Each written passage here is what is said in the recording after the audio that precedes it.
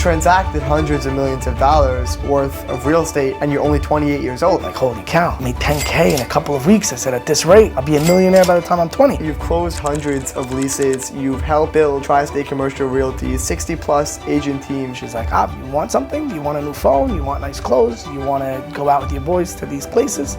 Go make money. And you worked your whole time throughout college. Yeah, I worked full-time, went to school full-time. I used to sleep on the train, used to sleep in the library. You were 21 years old, being recruited to a company to be their vice president. I was in the office from literally 8:30 in the morning till 11:30 at night, 10:30 at night, 12 o'clock in the morning. I was there all day. We are going to be the richest people in the entire industry. We're gonna be the kings of the company, doing crazy deals, $4 million each commission. Meanwhile, this guy just slammed us down. Avi Akiva is partner and executive vice president at TriState Commercial Realty, one of the largest brokerages in the New York area, closing thousands of leases per year. In our conversation, Avi lets us into his past, and what's crazy is that he grew up as a first-generation American with English as his third language. He started working as an electronic salesman at age 13, and he would pull 18-hour days working full-time while in college. Fast forward to today, and Avi leads a team of over 60 agents. He's closed over 3,500 leases and has in the process transacted hundreds of millions of dollars worth of real estate. He shares his business philosophy, his unconventional advice for young people as a guy who's been around the block, and his very unique way of giving back to the community. I'm Victor Braca, and Momentum is where we dive deep into the stories behind business success. Let's get into it. This episode is brought to you by the Eli Cohen Insurance Agency.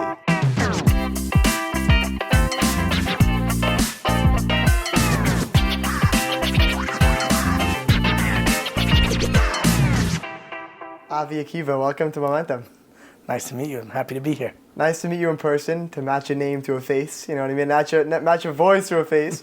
And I want to get right into it. You've closed hundreds of leases. You've helped build TriState Commercial Realty, 60+ agent team, and you recently won Landlord Rep of the Year. I want to use that as a starting point for who you are. When you meet somebody for the first time, how do you explain what you do? So really, I explain that I run a real estate brokerage firm on a macro level, and then, depending on their needs, we're really there to help them to grow, to service which needs they need at that time, right? So whether it's commercial leasing, whether it's investment sales, whether they need to be, they're in a situation they don't really know what to do a lot, especially in the last few years. A lot of people they're in situations they don't know what to do, whether their debt is worth more than the building, whether they're just stuck with tenants, or whether it was COVID that people didn't want to pay and, they were asking for rent breaks and landlords couldn't afford it.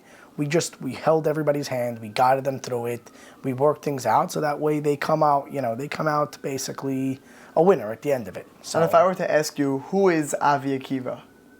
It's a fully loaded question. It is. It's a fully loaded question. How would you answer the question? To somebody in our community and to myself, I like to answer that I am God's child and I come with that responsibility. And I am a Syrian Jewish community member. And that has a lot that's tied to it, right? Whether it's in business, whether it's in chesed, whether it's in charity, responsibilities that we take on, right? You can only really become great with the more responsibilities you take on. So that's to really sum it up in one sentence. Love it. I love that description. And tell me about your role in TriState. So I run the entire sales team on a macro level. So all levels, whether it comes to hiring, strategies to move forward, obviously in collaboration with my partner, Shlomi Baghdadi. And then we have a few partners throughout, a few managers, executive positions that really help run the team on a macro level. But pretty much you could think closer and coach at the end of it. Love it. I love the coach part of it. We're going to get into that. I want to take me back to the beginning a little bit. You just told me just before we started recording that your first language was not English, your second language was not English, and you're first generation American. So tell me a little bit about growing up for you. So you're going way back. Way back. My parents moved here in '93. They moved to America. They were one of the last ones out. They were diehard Syrians, and honestly, they loved it over there. And until they were one of the last out, they just didn't really want to leave. They ended up coming here in '93. I was born in '96. I went to the yeshiva on East 7th and Avenue T. I think it's called Call Israel or something. I don't even remember it. My parents spoke to me in Arabic, didn't know English. So at home, I spoke to everybody in Arabic. I get to a school, everybody, and I remember this because it was a very traumatic time in my life. Imagine you're 3 years old. you're going to school for the first time, and you're surrounded by a bunch of little kids that are speaking gibberish. They're all speaking one language. You have no idea what they're saying. And I'm freaking out. I remember, like, again, I don't think anybody remembers much when they're 3, but I just remember being in a very panicked moment. And, again, obviously, I hear only one person that's speaking a language that's similar to mine. It's Hebrew. It's the rabbi. He's saying Mayim. In Arabic, it's Mai. He's saying, Chad Shtaim Shalosh, which is, Wahid Nein Tlat. Like, it's very similar. So I started looking, I'm like, okay, this guy's gibberish sounds like my gibberish. And that's how I learned Hebrew. That's actually the second language I picked up. Wow, you just picked it up. You didn't learn it formally. I stuck by the rabbi's side. He's a communicator. I needed anything. I needed food. I needed water. I needed to go to the bathroom. If I wanted to ask what I needed to do, there's only one person in the room that really understands me. It was him. Wow. He was able to understand me. I was able to understand him. Right. And that's how I gravitated towards Hebrew next. And then just naturally through school, English became the primary language. So tell me a little bit about your early working experiences. Am I correct in saying that you started working at 18 years old? No, I started working earlier. Tell me. I started working probably around 13, 14. Oh, wow. Yeah, like I needed, my parents put me in Mag and David. First in Barkai, then Magan, right? I had friends that were not first-generation Americans. They had a decent amount of money, and to them, going out at 13, 14 years old, going out to Burgers Bar every night and doing once a week La Marais was a very normal thing. Like, my parents didn't go to La Marais, early on. Like, it Right. just wasn't a thing. To go spend $100 on dinner, it's not something that we did. But I wanted to go out with my friends, and I wanted to figure it out. So, my older sister was my mentor early on in my life. She's like, you want something? You want a new phone? You want nice clothes? You want to go out with your boys to these places? Go make money. I said, okay. So lo and behold, I went. I started finding through my cousins. They operated cell phone stores and electronic stores. I used to go there basically every Sunday, all summer, and during the winter every Sunday. During tax refund season, which is the 1st, 2nd, 3rd, and 4th of them every month, I used to ditch school, go to the Bronx, and sell on 149th and 3rd Avenue in the Boost Mobile, the Boost Mobile stores. Wow. So like 14, 15, 16, I started originally. You were an electronic salesman? I was in cell phones. Like, just, again, I needed money on the side. Right. So I used to go there and just do sales, like, what else can I do? Another one of my cousins hired me for a nighttime job, like, to just build him just data input, all sales and invoices and orders, and kind of just consolidate the books because it was a mess.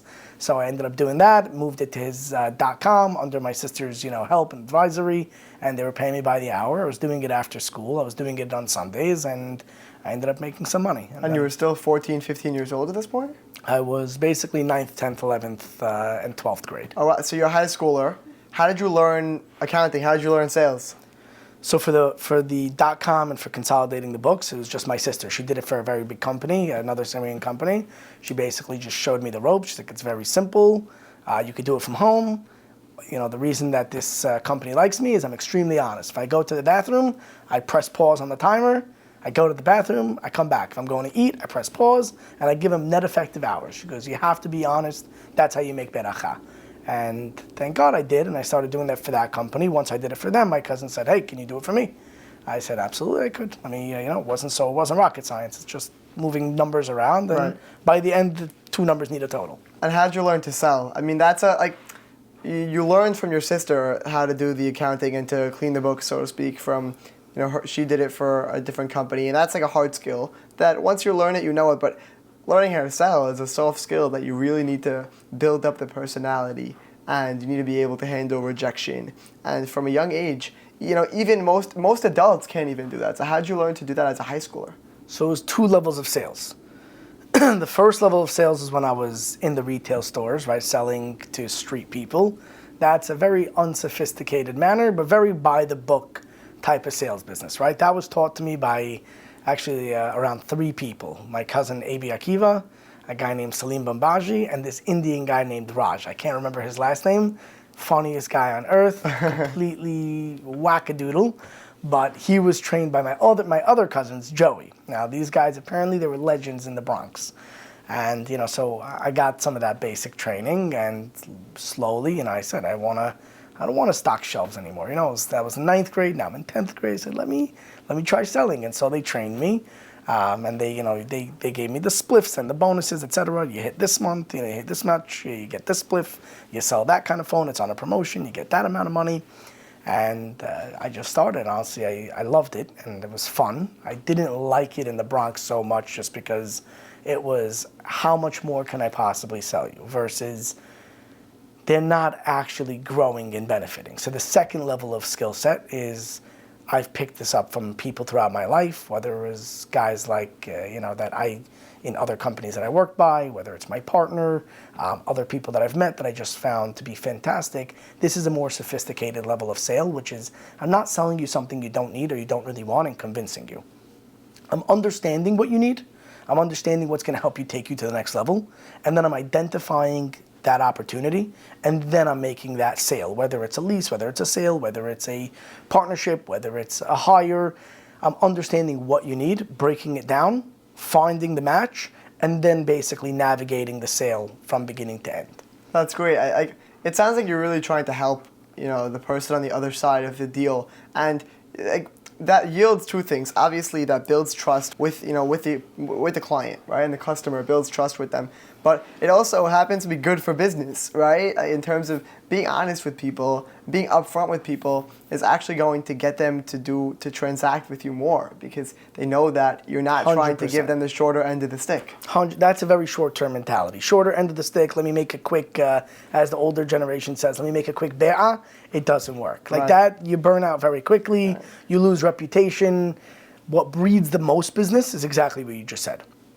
Make sure everyone, and they actually wrote an article about this a while back.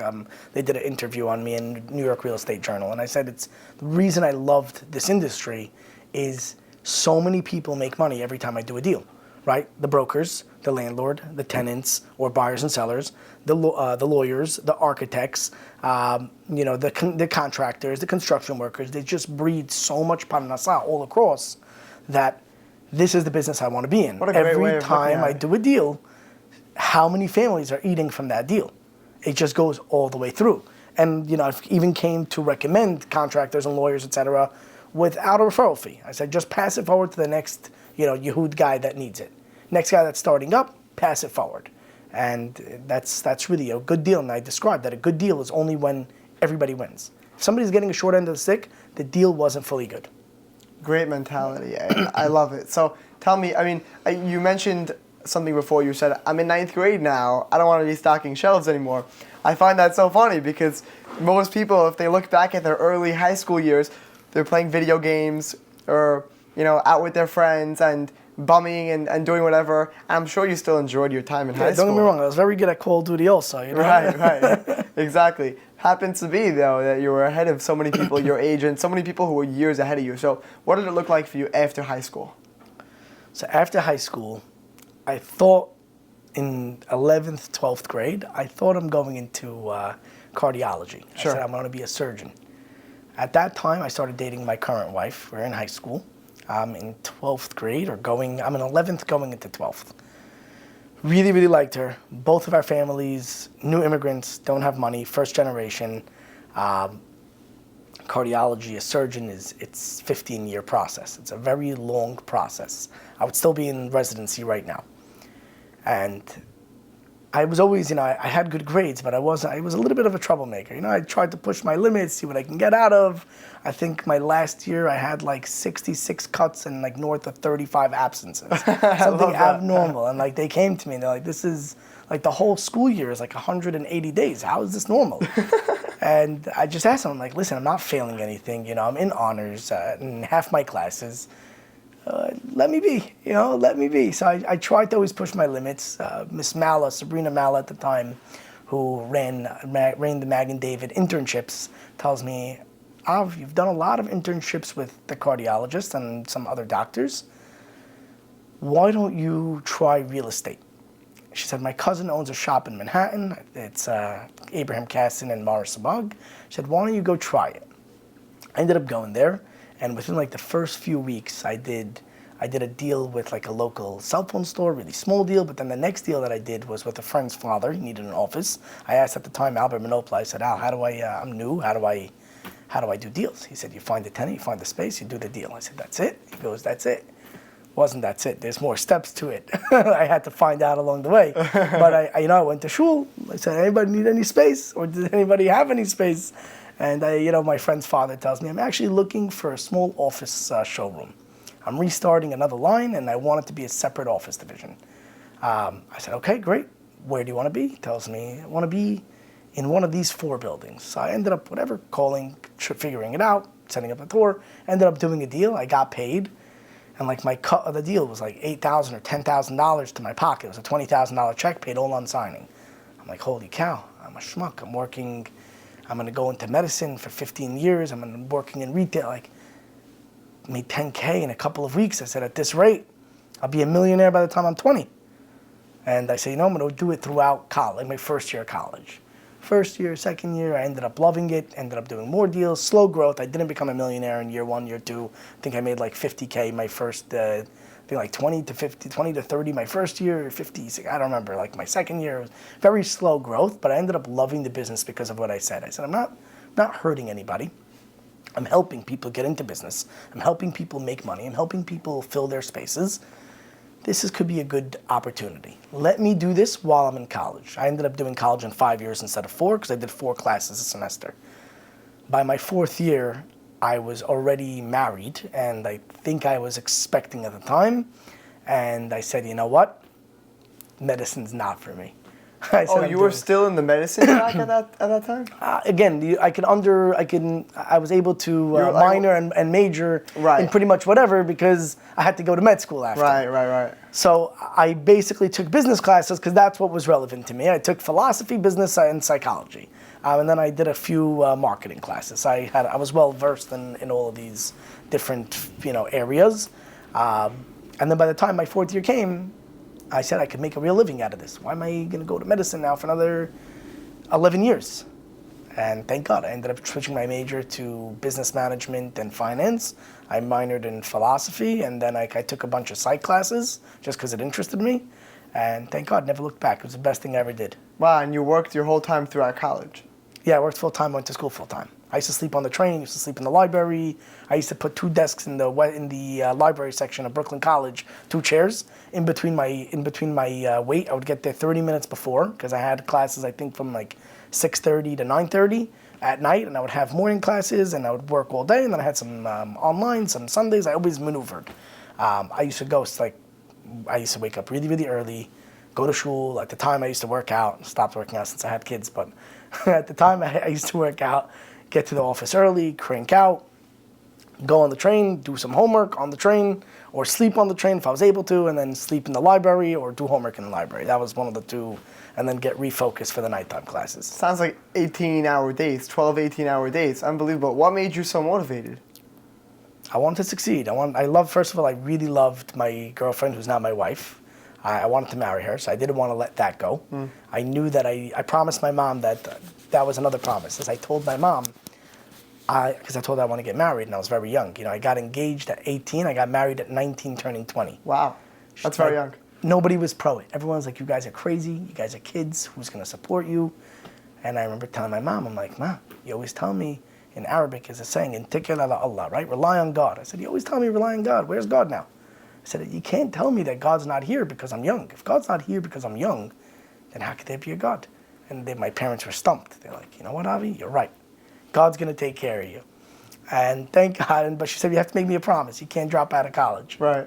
I said, you got my promise. When I make a promise, it's my bond. That's it. I have to do it. So I had to, first of all, stick out college. As stupid as I thought it was at the time, today I am so pro, and we're going to talk about that. Education is huge, something that a lot of us overlook in the community. But later down the road, you realize that there's so many things I learned in college. Yes, 60, 70% of it was a waste. But the 30% of knowledge that I took away, people that didn't go to college, they don't have that. Right. And I think it's also, like you said, it's very overlooked in the community. And people who want to become, let's say, a real estate salesman, they might think to themselves, oh, I'm just going to sell buildings, like, what do I need college for? right? And so I think that's like a dangerous mentality also. We'll get to that. But so you were working at KSR throughout your college years, and did you rise the ranks over there? You were closing deals. Thank God. I did. I love them very much. They taught me a lot. I say all the time. I say, I'm one part. I learned a lot from Mo. I learned a lot from Al, and then I'm one part Avi, one part Shlomi, my partner, and I'm kind of a fusion of all because I've just got I got to learn from the best. So he's all awesome people. Loved everyone there. We still do work together.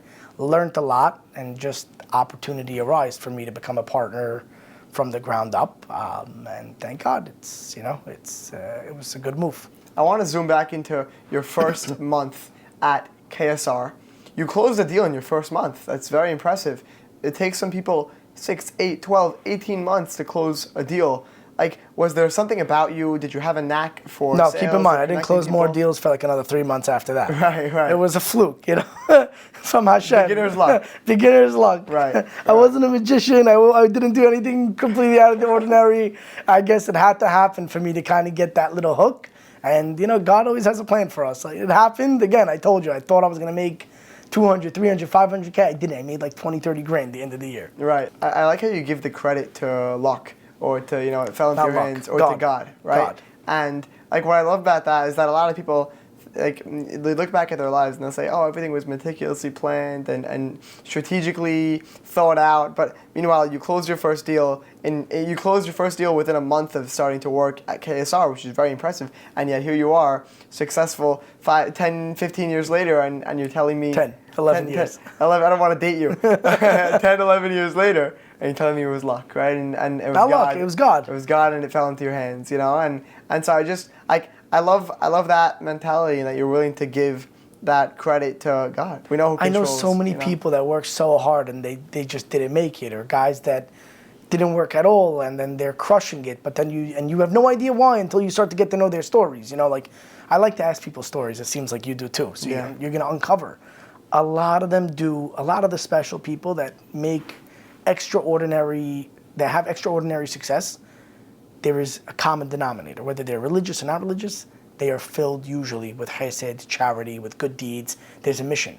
Even the non-firm guys that are running crazy hedge funds, they're giving $100 million of charity, right? They're actively involved, like that big hedge fund that cut off the money to Harvard because of what happened October 7th, right? You would never even know, you would never even guess. But these are the core lines that turn somebody into an extraordinary person. Saying, I did it all, I'm no different than most people, right? I'm the same. We can all work hard, we can all not work hard, we could dress the same, we could do the same things, but at the end of the day, when you live your life in a path of, and I'm not the most religious guy, part of what I do every single year is I try to be slightly more religious. I'm nowhere near a rabbi or religious, etc. But I try to just become a better Jew, a better business person, a better father, a better friend, a better family member, consistently. And I break it down by goals, if it's religious goals, I break it down Rosh Hashanah, and they're very small goals, right? I want to take one thing upon myself. I didn't pray at all in a few years, but I talked to God multiple times a day. So I wanted to take on making sure I put on tefillin every day. Make sure I keep kosher all the way. So just small things every year that in 10 years I could look back and I could see a completely different person. Love it. Have you ever read the book Atomic Habits? I haven't. So it's a very good one. The whole premise of the book is exactly what you're saying. Small incremental improvements over time that if you look back after a period of time, 1 year, 10 years, whatever it might be, and you say, wow, look how much I grew, right? And so I think if you grow 1% every day, you grow 10,000% or 1,000%, something, compounded over the year. So I just love what you're saying about setting small goals, not taking too much on, right? And not trying to transform your whole life and your whole character, in 6 months or 1 year. I love that mind frame. Property insurance for residential and commercial real estate has been nothing short of a nightmare this year. Rates are up, coverage is down, and confusion is everywhere. That's exactly where the Eli Cohen Insurance Agency comes in. With deep industry expertise and a focus on high-value, complex portfolios, they know exactly how to cut through the noise. Eli and his team leverage strong carrier relationships to find coverage options and pricing you won't easily find elsewhere. Whether you're a property manager, investor, or owner, you need a trusted advisor who understands the landscape and who knows how to deliver results. Call Eli Cohen today at 718-336-1700 or email info@EliCohenAgency.com to explore smarter insurance solutions for your portfolio. So you had just graduated college when you went to TriState around? It was, same year. I've just had a baby, and I just graduated college. It was your first kid. You had just graduated college, and you were doing pretty well at KSR. What was your position when you left? Just a broker. I had a few guys that I worked with. Was doing a bunch of deals. But you were doing value. Thank God, I was doing good. And so how? I was gonna ask why, but I want to ask how did you leave that job, that security, and go to a new firm? I was so scared, to be honest, but I knew I wanted to lead. I realized that my talent is leading people, and I wanted to lead people on a macro level. And the opportunity arose where, and I got the blessing from them, et cetera, to move on. It was very hard because, at the time I was extremely close, still am extremely close to them. It was hard for me to move on and, kind of leave the family that I had over there, and more so leave the security, right? I was making money, and I sat down with my wife, and I'm like, I'm going to try something new right now, and we just had a kid. I have no idea how it's going to be. And Eshet Hai, my wife, tells me, doing deals is doing deals. What's the difference? She's like, I believe in you here, I believe in you there, I believe in you anywhere. She said, do you see an opportunity to get to where you want to get to? And it's not just deal-wise and money-wise. There was a certain pathway I wanted to take my life, right? Part of what I wanted to do is I wanted to be a part of a lot of people's parnasah. I wanted to be somebody that helps a lot of Jewish guys in their community and other communities have a place, build a home where they could come and make real parnasah. And when the opportunity arose and I got the blessing from my former bosses, I ended up making that switch. Was very nerve-wracking, but I had to just. That was my hishtadlut. I needed to have the bitachon, and thank God, it all worked out. Yeah, I think it's amazing. I mean, like you clearly took that decision very heavily, right? Of whether or not to move. It took me 8 months to make the decision. Really? Yes, it wasn't a split second. Wow. And like that's 8 months of deliberation of I'm gonna go. I don't know if I should leave. It ate me alive. For 8 months, it ate me alive. But my wife ended up telling me, she's like, what does your gut say? And I'm like, you know what? My gut's telling me, I asked other mentors, and everyone was kind of telling me the same thing. They're like, you gotta just do it. Just take the leap, trust Hashem, it'll all work out. And thank God it all worked out. More than I expected, better than I planned. Not just my monetary goals, but the goals that I had for my life, to be involved in certain things, to, get to a certain position and coach, like what I said, other community members to grow from 18 years old, just like I did. A lot of my guys also went to college full-time, worked with us full-time. Now those same people, have gotten married, bought houses, and have a baby. So, like, to be along their side and guide them through that, not just in the business world, but, like, even talking them through that, you're coming home, like, have some patience, reset yourself before you walk into your house to your wife. Don't bring the baggage home, no matter how bad of a day we had. Like, take a breath, listen to music 10 minutes before you get into your house, decompress, get in, smile on your face. Your wife may tell you, she's complaining about something that may seem so small to you, but to her is so big. Don't shut it down. Don't just say, like, that's some BS and I can't believe you're even wasting my, there's people that react this way. So just being part of my guys' life and, helping them grow in the personal world and in their relationships and their, in their hesed, in their monetary, et cetera. It's kind of, it paved the pathway. And like I said, hindsight's 2020. God had a plan. There was a reason why everything happened. I didn't understand it 7 years ago when I made the switch. But 7 years later, I understand it. I really love your mindset of mentoring people, of looking back and seeing how God had a direct hand in your life. I want you to take me into your first day at TriState. I mean, fast forward to today, and you're executive vice president. You lead the sales team, and like you really rise the ranks there. But it's your first day. Are you a salesman? What's your position? And like, how are you feeling? Are you intimidated? Are you excited? Nervous? I was basically just thrown in. It was a moving company. My partner was looking to bring on a partner to really grow the sales force, grow the deals, grow the volume, grow the the deal caliber, et cetera. And between you and I, it was bigger than I at the time. Like I put on my great poker face and I made it look easy, but I was nervous every day. I was nervous to get to even come to the office and take such responsibility. What if I fail? What if I don't step up to the plate? What if I try doing everything and the company ends up collapsing, and all these what ifs that never end up happening. Like I heard one time from a rabbi or somebody said this, I think it was Rabbi Haber. He said 99%, 90% or 99% of the things we worry about don't happen, and 99% of the things that we don't worry about happen. So like something along those lines. And it was kind of that moment, and at that point I'm like, you know what, I just have to come. I was moving 100 miles an hour. At that time I was working, now I reset. I'm out of college, and I thought I'm going to start cruising. I'm now building the entire start of my life technically, and I was in the office from literally 8 a.m., 8:30 in the morning till 11:30 at night, 10:30 at night, 12 o'clock in the morning, 9:30 at night. I was there almost all day, practically lived there until COVID. First identifying, just jumping into a moving company, helping do the deals, getting acclimated to the people that were already there, hiring new people, working with that dynamic, then actually getting a second to myself to think about where do I want to see this go, collaborating with my partner, explaining these, visions, and then taking it to there. So like first day, it was just chaos, Right. First couple of years, chaos. Right. And so when you were brought into TriState, your position was what? My position was vice president. It was a managerial position. Got it. It became a partnership position over the years, but at the time it was just a managerial position, and I was 21 years old. Wow. Yeah. Wow, you were very young. I didn't realize.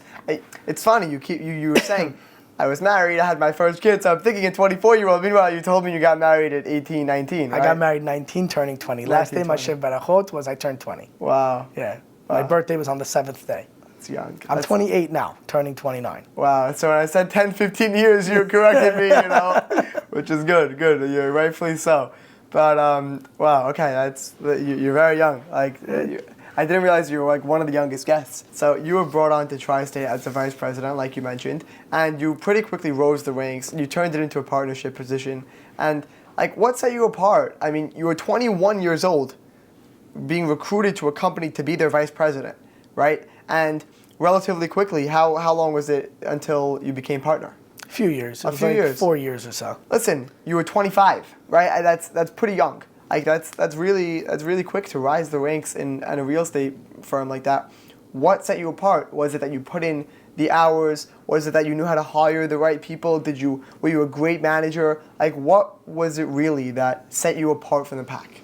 It's a good question. I think at that point, I became synonymous with the company, with the firm. Like TriState, Avi, TAC, Avi, we were one person. My current partner and I, Shlomi, we molded into one person, right? What started as, two separate people or three separate entities, the firm, him, me, really kind of over the time, it just merged into one.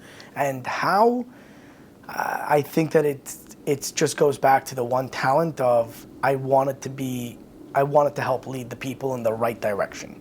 It was something that I knew I was good at. It was something that I found a calling to. I found excitement. It's what drove me to the point where I get so connected to my team that I am more connected to them than just business. Like I feel their pains. I feel their hardships. I feel their wins when they win, and I want to see them all become extremely, extremely successful. So I think that leadership position and kind of sacrifice. I didn't put Avi first. I put the firm first. I put the people first in the firm, and my partner saw that, and naturally the team saw that, and the firm and I just, me, my partner, the firm, we all just became essentially one entity. Right. I love it, and I want to pick out one thing that you said, which is that you're really on the side of your team members and your employees, and you want to see them become as successful as possible. And when you're putting deals together, you want to see every party involved come out in the green and come out benefiting. My question is, like, a lot of people look at business as a zero-sum game, which we know it's not. We know business is not a zero-sum game, and if you're doing a transaction, then all parties involved can stand to benefit. But there are always those points in business where you have to choose between the ethical choice and the choice that's going to make you more money. That's borderline, maybe not unethical, right? And I think we all have these sort of dilemmas in business. And my question for you is, how do you go about always doing the right thing and being the most moral and ethical version of yourself while also being the most successful version of yourself? So it boils down to our beliefs, right? I started off by telling you, when you said, who is Avi? I said, I'm a God's child, right? Not that I'm the most religious, not that I'm the most perfect, not that I haven't made mistakes. I'm sure that, you ask 10,000 people, I'm sure there's a handful that may not say good things. I don't know, right? I have no idea. Of course, so many people, so many paths of so many people throughout my 11 years, I'm not going to tell you I'm perfect. But it boils down to one thing, right? It's, who are we? And in that moment, you have to ask yourself, who am I? Am I a shrewd businessman and I want to it's a zero-sum game? Or am I a reflection of God? And what's happening right now is classified as Yetzer Hara. Right? We have enough Yetzer Hara throughout the day that I don't need to add more to the table. So my parnasah is my parnasah. It's written on Rosh Hashanah. Whether I'm religious or not religious, I know this, right? It's a fact. Now, quantifying religion, again, it's Yetzer Hara gets to the best of all of us, and that's what makes us a little less religious, a little more religious, and it's something that we're constantly battling. But knowing who we are, knowing that my parnasah is set, whether I hurt this guy or I help this guy, whether I do it in the right way or not the wrong way, but not really the right way and kind of in the gray, there's just no reason. Am I going to feel good at the end of the business transaction? Am I going to feel good at the end of the action? If the answer is no, there's no amount of money that's worth it. I'm going to make the same money anyway, unless I'm going to do it illegally or anti-halakha. At that point, we're talking about a completely different path. It's just not the path I'm going on. Right. Take me into your growth at TriState from day one, vice president, to today, executive vice president and partner, and you lead the sales team. So tell me, were you entrepreneurial and did that set you apart, and how did that fuel your growth? So I'm going to answer slightly differently, not exactly your question, but essentially my focus was to grow the firm. My focus was never, these are my tasks that are in my contract, these are my obligations, and I'm not doing anything thereafter. And if it's not in my obligations, I'm not doing it. I always made sure I went above and beyond. I saw a problem, I fixed it, right? I saw something I needed attending to, I attended to it. I didn't always look at how is Avi going to make the most money, but I looked at how is the company going to grow. And naturally, when I did that, I was fit for a leadership and partnership position. Because when you put the firm ahead of yourself, when you put your people ahead of yourself, that's essentially what a leader is. So that's really what accelerated the growth. I love that. If I could do another book recommendation, it's a great book that I read. It's called Impact Players. I mean, it kind of also just says exactly what you're talking about. It's more for an employee standpoint or a lower level, maybe mid-level manager or whatever it might be. But the book talks about not doing only strictly what's on your job description, but doing what needs to be done, right? So not just doing the job you have, the task you have, but doing the task that needs to be done. So even if you're stepping outside of your boundaries in terms of your contract, but you're helping the firm grow, the company grow, then that's totally worth it. And that's going to do twofold. It's going to make you more successful in terms of future partnerships, and it's going to help the company, right? And your intentions have to be sound. Obviously, you can't just be doing it for yourself. I think that's clear with you. But I love that mindset of putting the company first and putting the firm first and seeing that you're going to grow from that, right? At the end of the day. Exactly. And really, we all grow from it. We still carry that mentality to every single position. The people that have rose the ranks that are employees that started off as, regular front desks and now are office managers, it's the same type of dedication, grit, and passion. It's, do you view this as one unit, one family? Or do you view this as a place of, I want to get in, I don't really want to talk to people, I'll do my job and I'll leave. Like, those people generally don't last in our firm. Right. It has to be the first part, the first type.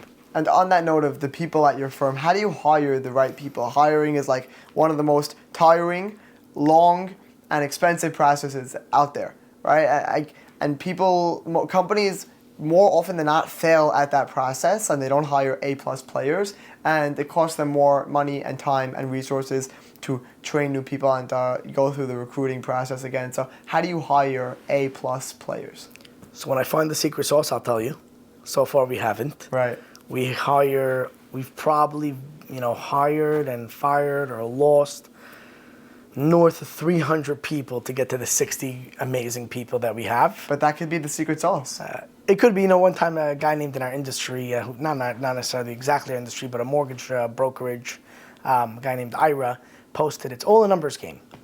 You keep 22% of your hires or something along those lines. And I think I did the math and he was actually right. Like, in a 12-month period, we kept around 23% of our hires over time, right? They're not talking about a year or 2 years, but quality, I think about 20 to 25% is what lasts.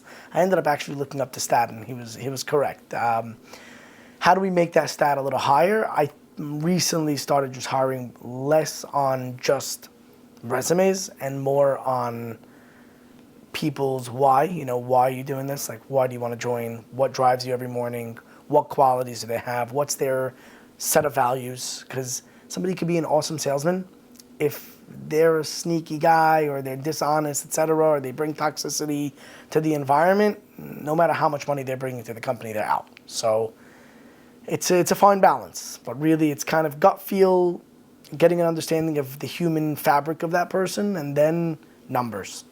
Right. Now, I find it very interesting that what I'm hearing from you, which is something that's echoed by a lot of successful founders and CEOs and operators, which is that you don't just hire based off of the hard skills and the resume and the cover letter or whatever it might be, but you hire based off of personality and based off of who is sitting across from you at the desk and behind the resume. You know what I mean? And exactly. And it's really like you're not hiring numbers or statistics, or you're not hiring people's achievements, right, or their test scores or their performance in college, but you're hiring the person. Correct. Right? And so I think it's funny, in the real estate business, it's a very hard skills business. You have to know how to do all of the processes that go into closing a deal, right? But yet you're hiring people based off of personality and character. I can't teach personality, character, and values, right? I can guide on values, but if somebody's just to their core not a good person, or somebody's just not personable, they're not social, they're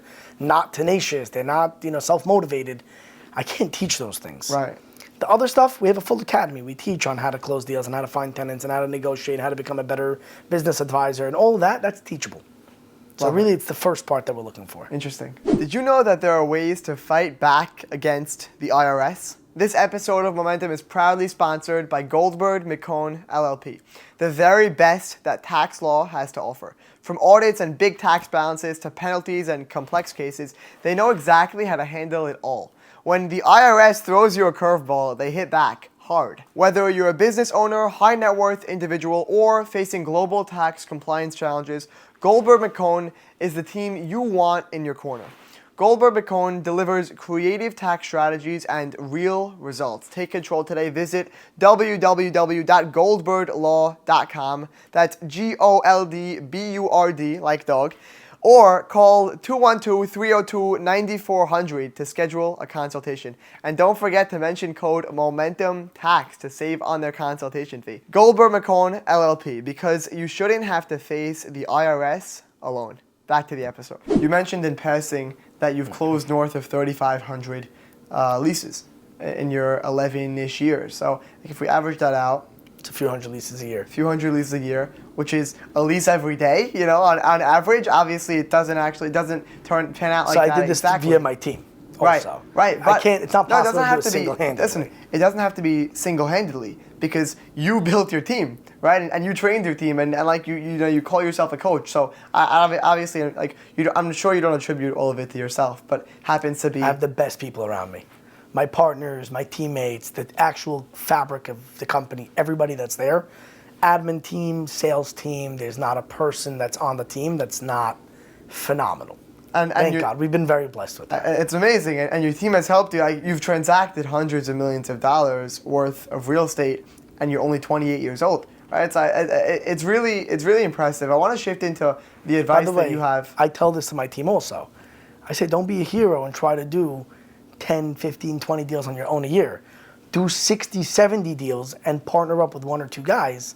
And first of all, when you have that much volume, you're gaining the experience, you're gaining the exposure, you're seeing more, your eyeglasses kind of widen up, and again, your name is out there more, so you just touch so many more things. Right. I would rather have, out of these deals, I'm not getting the lion's share, right? I'm getting a fraction of a fraction of a fraction, but it doesn't matter because I'm a part of so many transactions that first of all, it allows me to have so many key relationships in my life, amazing friends, amazing partners, and investors and clients, etc., that really kind of wove into my life only because I operated this way. Right, and the more deals that pass your desk, the more knowledge that you gain, the more experience you gain. Amazing. I want to go into the advice that you have for young people. What are you telling people when they're calling you up, asking you for advice? We were talking a bit before the cameras that young adults, especially in the community, young guys, are very nervous, are very worried about how they're going to make money. And we're seeing our fathers spend hundreds of thousands of dollars on vacation, on the lifestyle, on tuition, on summer camp, whatever it might be. And as a young guy, it can be very intimidating. So, what are your thoughts on that? So, I always encourage people to ask those people that made it, right? If their fathers inherited it, then ask the grandpa, right? If the father's one that made it, ask the father, ask the uncle, ask whoever you're looking at and saying, how am I going to make that amount of money? Ask them their journey, because it didn't happen in 1 year, it didn't happen in 2 years, it was a process. So my advice to most people is try to identify what speaks to you, because again, our parnasah, it's set. God knows what we're going to make year 1, year 2, year 3, year 4. And there are things that speed it up, right? Getting married, having kids, giving more tzedakah, and doing more hesed. Naturally, it speeds up the process of how much money you make and how much beracha you have, right? My cousin Jimmy Harari, actually, we were once sitting. We've had a wild 5 years, right? COVID and rates and etc. And we were talking about it, and he tells me, Avi, you want to always have beracha? Be the source of beracha. And it's happened to stick with me since he told me that. I'm like, that's a beautiful statement. You summed it up in one sentence. It's awesome.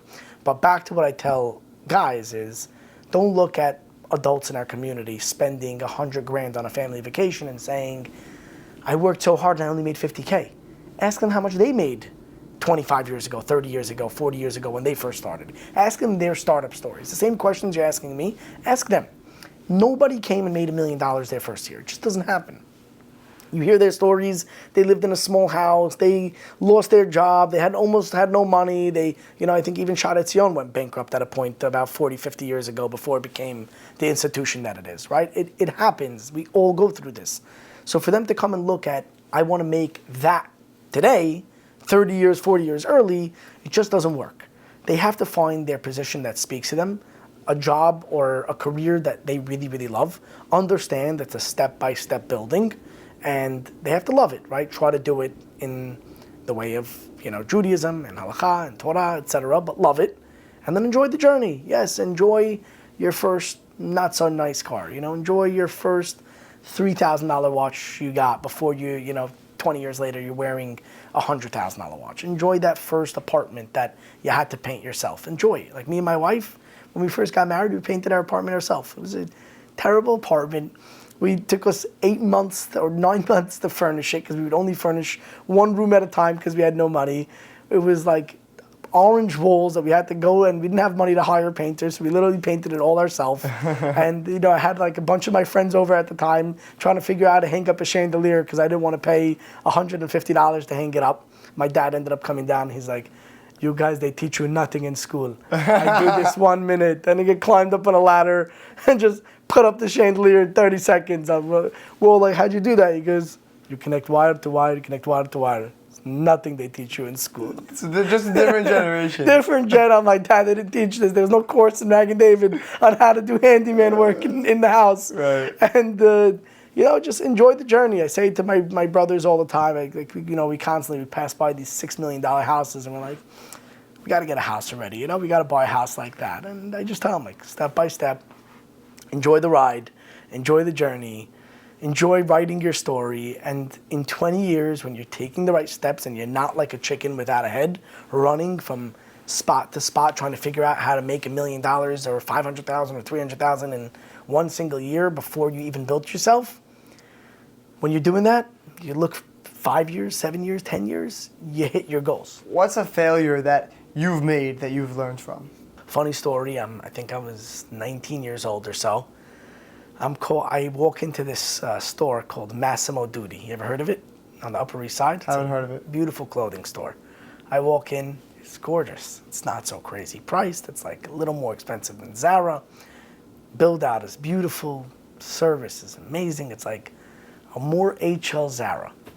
And I sat down, I cold calls. I remember it was me and somebody named, he was out of the business within a few months, Clemi Jajati. He was there, he was in KSR with me for about 3 or 4 months, maybe 6. We're cold calling together. We happened to walk that store together. We end up cold calling.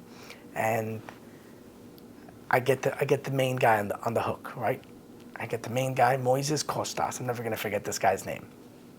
I go, Moises, we walked into your store, Massimo Dutti. It is the best store, best concept we ever saw in our life. What we're gonna do with you, this was our pitch. We go, what we're gonna do with you is everywhere that there's a Zara, we're gonna open you up across the street. You're gonna boom. You're gonna take over the whole city. You're gonna put Zara out of business. And I remember this guy's response like it was yesterday. He goes, next time you're doing cold call, this is a Spanish guy, he goes, next time you're cold calling and you have to do your research. He goes, Massimo Dutti, we own Zara. So why would I want to put myself out of business? He goes, don't ever call me again. And he hangs up the phone.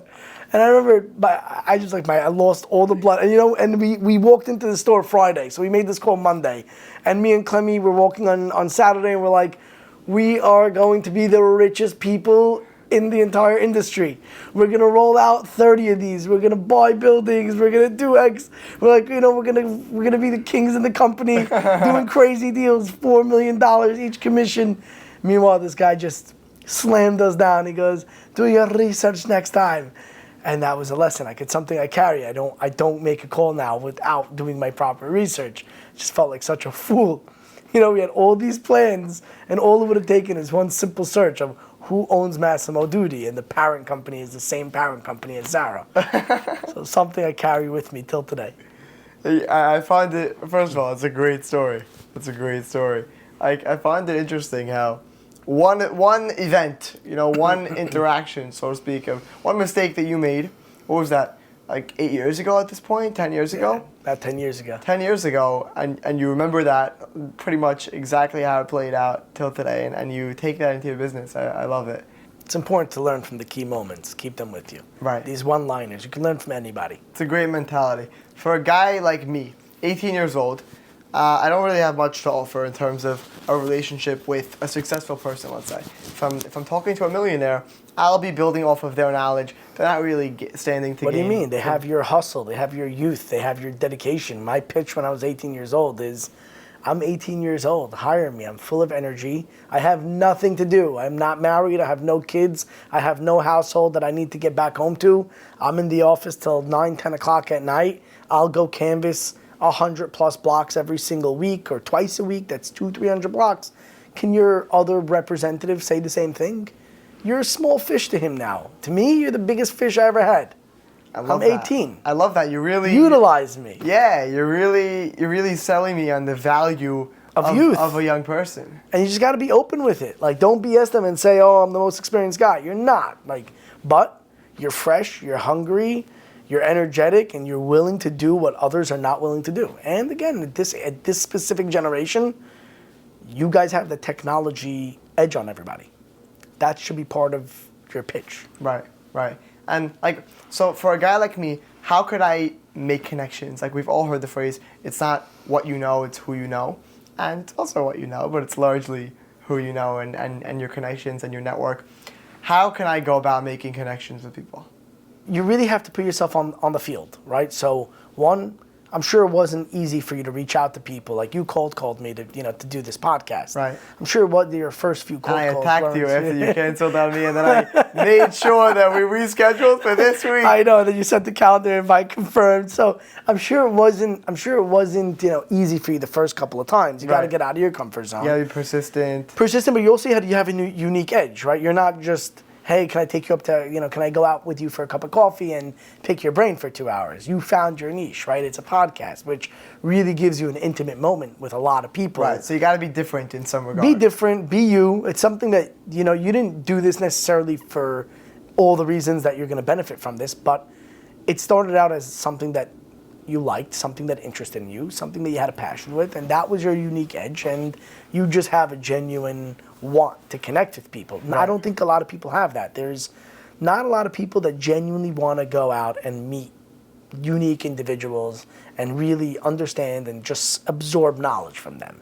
So if somebody does want to do that and they have that personality, they're going to be able to do that anywhere. On vacation, on the plane, they go to a certain networking event or a educational event in the career path that they want to go to, weddings, etc. Like there's a million people that cross your path. For people who want to be a sponge and absorb and connect and have that personality, they're going to be able to do it. Right. Interesting. I think like what it comes down to is a genuine desire to connect with people, to learn from people, and if you go into a coffee meeting with a prospective client, only thinking about how you're going to close the deal with them, then it probably won't work out. It doesn't work out. Right. Most of my meetings, I like to first understand the person. I ask them a lot of similar questions that you're asking. How'd you get into it? Like, even if we're meeting for a specific business meeting or a specific deal, I first like to understand, who they are. Who's the person I'm dealing with? Right. Guys, I'm really excited about our sponsor for this episode. I think personally it's an absolute game changer and incredible resource for our community. It's called Pitch Place, and it's designed to give young entrepreneurs in the Sephardic community the opportunity to pitch a business plan, access capital, and receive mentorship to launch and grow their businesses. Imagine having the opportunity to secure funding for your startup from successful business owners and leaders within your community, people who you trust and who genuinely want to see you succeed. That's the vision behind Pitch Place, a platform designed to provide young entrepreneurs with the capital and mentorship needed to turn their ideas into thriving businesses. Whether you're launching a startup or growing an existing business, Pitch Place gives you direct access to a group of investors who are looking for the next big idea, offering not just funding, but real partnership, guidance, and connections to help you succeed. Apply today for a chance to unleash your inner entrepreneur. Visit pitch-place.com. Again, that's pitch-place.com. I think a good measure of success is fulfillment. And you seem pretty fulfilled, not just from your business, but from your chesed, and you're giving back and you're getting involved with community organizations. So I know two main things about you, that you're very involved in a giving hand, both personally and through your business, which I just I very much admire. And you run a shul with 150, you told me 150 young guys every week, which is very impressive. So, why do you get involved in that way? So, one is I think it's part of the core of who we are, right? Let's not lose who we are. I feel that a lot of the community, unfortunately, while yes, we have a very, very special community, there's so many people that are dedicating their lives and really going above and beyond. And as I said, the community is growing at an exponential pace, and they're losing sight of what was the core part of our community, right? SBH and I say 247 and all the mitzvah man, etc. Like these things are what our community was built on. The Chesed is really that's the basis of and the foundation of what our community was built on.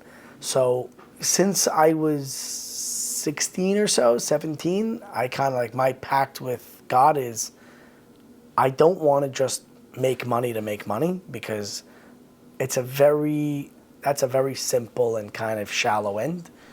after 120, and I'm still on my journey, right? I'm not a 50, 60-year-old accomplished man. I'm still writing my story page by page. I have my setbacks, I have my growths, right? Like my average everyday items. But a big part of my underlying story is, what can I do every year or every 24 months? What organizations can I be a part of that I can make a real impact? And every 2 to 3 years, and then fast forward, God willing, by the time I'm 80, 90, 100, etc., I want to know that I've impacted hundreds of organizations, tens of thousands of people, and the way that I can do that is by being involved in specific organizations every couple of years, right? Whether it's SBH or whether it's a Giving Hand, all these kind of just happened, right? For the shul, I moved to SN 18th, I bought a house there, and I didn't find a place where I felt like I belonged. Again, I'm 28. I was going to Shadi Shalom. A lot of the crowd, but they're awesome. I love them. I love the president there, the board over there, the rabbis over there. They were amazing, but no one was my age. I'm 28. They were all around, 40-ish, and so on. And I saw that a lot of my family members, friends, cousins, brothers didn't really want to go to shul either. Same problem. They're in their 20s and, basically in their 20 to 35 years old, and we just didn't have a place that we can actually congregate. Shadat Zion, I love it, but it was way too far, and I didn't have a place where I could connect. So I ended up getting actually pushed, and I got inspired by what Lee Cohen did in his summer shul in Deal. And it was like the first time in years that I was excited to go to shul every single Shabbat. And so, thank God, we put together a fantastic team. And it's like 10 young guys, all around my age, a little younger, 3 years younger, 4 years younger, etc., 1 year younger or older. And some of the older, family members that are like 50s that give us their support and their guidance. And thank God we went from, what used to have a 20, 30 person, kahal to now we're having, thank God, 3 minyanim every day, 3 classes every day. Hopefully one day I'll start joining these morning minyanim classes. We'll get there. We have nightly classes every night. Shabbat is booming. Shavuot night, 100 plus guys. It was fantastic. I didn't used to want to stay up Shavuot night. Now I look forward to it, and just even after Rosh Hashanah, we did an all-nighter where we just learned and we did a tikkun and we all did it together. It was a last-minute thing and it was just awesome. But it goes down to, I want to be surrounded with the right people. I want to do this with the right people. I want to have fun and I want to grow all together. Same thing with the Giving Hand.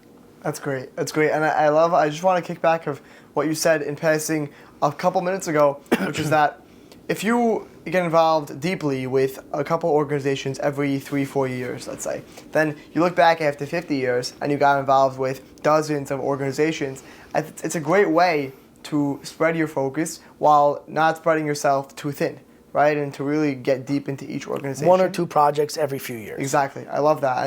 And you could look back after a while and you could have done the volume, and you could have also, you could have gone wide and deep, right? Which I love that about just your mind frame and everything about how you get involved in business and nonprofits and giving back in general. And so I want to ask you for your memento moment. It's a moment where it's not the moment where things necessarily took off for you, but a moment of internal shift or a mindset change where you told yourself, wow, I really could do this, or I really found my place in my industry or in work, or when you realize that your unique strengths can really set you apart in the industry. Do you have a moment like that? So I'm going to give you my first moment, but I think that most people have this moment every 5 years. Mm-hmm. And it's important to reinvent yourself every 5 years, not entirely, but to evolve yourself. Maybe not reinvent yourself, but evolve.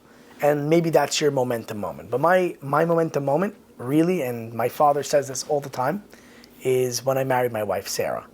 She is Eshet Hayil and source of, I think, the entire family's beracha. She puts the right mindset in me, put the right confidence in me. I go to her she's not a business person, but anytime I'm having some sort of dilemma in my head or a fear of taking the next step or of something that I want to do, etc., the first person I go talk to is her. And she always, like it says in, if you're, God willing, when you get married, you're going to read Eshet Hayil to your wife on Friday night. It says, Piha patha b'chokhmah v'chesed al lishonah, right? Her mouth opens with the wisdom of God. And it's really true, right? The women, God sends the wisdom through a good wife, and that was my momentum moment. Like that's when my life really started.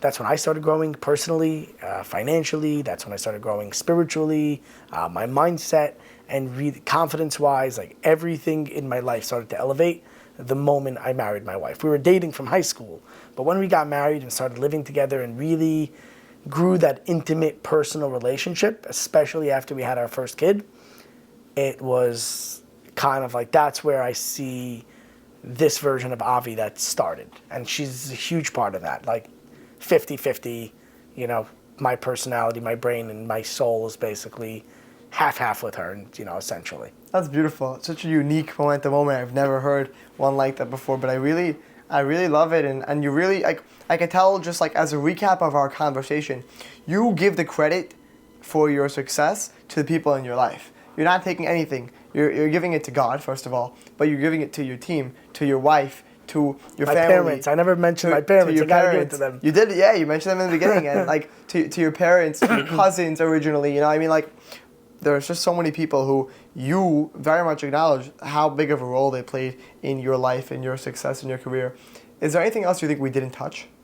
I don't think so. But I'm a very accessible guy, or at least I try to be.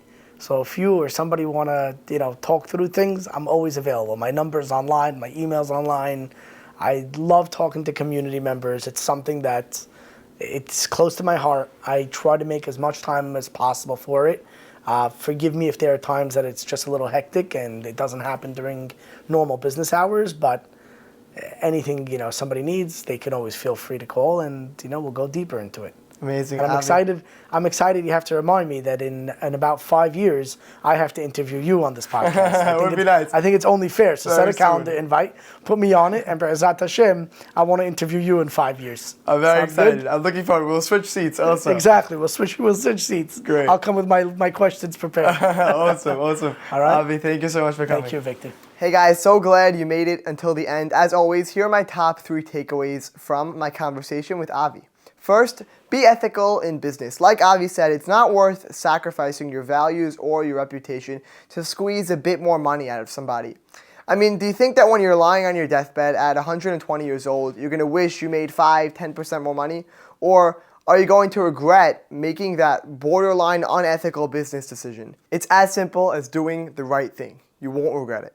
Second, give credit to those around you. I know these may not sound like the things that are going to make you rich quick, and that's because they're not. But we see Avi doing just this time and time again throughout the episode, whether it be with his team, his wife, his mentors, and it's clearly played such a huge role in his success. Avi's humility makes people gravitate towards him, and the effects are twofold. Number one, it makes him into the amazing person that he is, and it just so happens to be good for business. Third, don't be a hero. Don't try to do everything yourself. Partner up, get involved in as many deals, as many business endeavors as possible. Cover the most ground that you can. You'll gain valuable experience so much quicker than you would have if you try doing everything yourself. Guys, if you enjoyed this episode, check out my conversation with Avi Sarway. At 26 years old, Avi was named the top real estate salesman at Douglas Elliman, which is just insane. And similar to Avi, actually, Avi started from the bottom, working in real estate at age 18 while in college, and rising the ranks to eventually transacting hundreds of millions of dollars worth of real estate. The guy is a true hustler. Our conversation was honestly unbelievable. I think it was actually like the top, if not number 2, most popular episode of Momentum to date. Check it out by clicking the link in the show notes or searching Momentum Avi Sarway, that's Sarway, anywhere you get your podcasts. And guys, before you go, if you have any feedback from this episode, drop it in the comments below. Send me a DM, whatever it might be. And by anything, I mean anything. If I was too low, too loud, too slow, too boring, if there's a question you wish I had asked, literally anything at all, I make this podcast for you, the viewer, and the only way I can improve is by hearing from you. So thank you in advance for your feedback. With that said, thanks so much for tuning in to this week's episode of Momentum. Please subscribe wherever you get your podcasts. I heard that some people are still listening to the full episodes on Instagram, and if so, I personally would recommend switching over to a platform like YouTube or Spotify where we have audio and video, and it's just a more pleasant, enjoyable viewing experience. We're also on Apple Podcasts if you prefer listening over there. And don't forget to leave a like, rate the show 5 stars, and share with a friend who you think would enjoy. Guys, it's kind of incredible to think about how I've had people come up to me and tell me that a single podcast episode changed the entire way they looked at business, or that Momentum as a whole has changed their life, which, number one, to me is just so immensely gratifying, and I would have never thought that would have been a byproduct of the podcast. But number two, you can play a role in changing somebody's life by just sending them a podcast episode. It's not a lot of work. You never know the effect that one single hour-long podcast can have on somebody. So if you have any friends or family members who you think would enjoy this episode, send it over. I would appreciate it, they would appreciate it, and who knows, you might just change their life. And before we go, I just want to thank the Eli Cohen Insurance Agency for sponsoring this episode. Thank you so much for watching, and until next time.